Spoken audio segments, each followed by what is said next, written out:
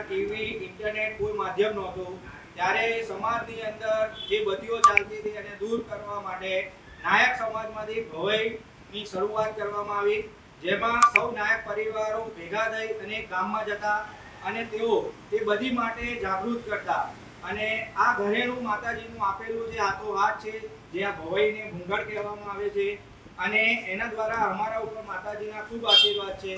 અમારા ધંધા રોજગારની અંદર પણ એ અમને ખૂબ જ મદદરૂપ થાય છે.